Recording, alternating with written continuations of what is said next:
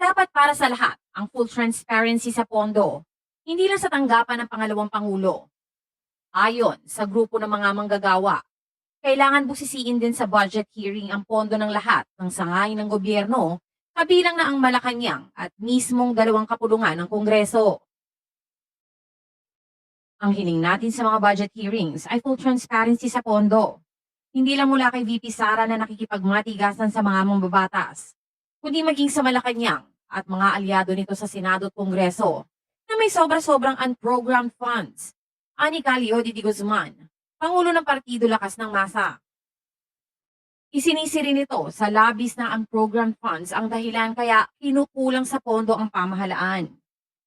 Ito ani ang dahilan kaya kinuha ni Finance Secretary Ralph Recto ang sinasabing unused funds ng PhilHealth. Binatikos din ito si Senate President Cheese Escudero na nagbigay kamakailan ng pahayag kaugnay sa hindi magandang kinahinatnan ng pagdalo ni Vice President Sara Duterte sa budget hearing sa Senado at Kamara. Tugon ni De Guzman, pinapakita lang ni SP Cheese ang tatak dinastiya.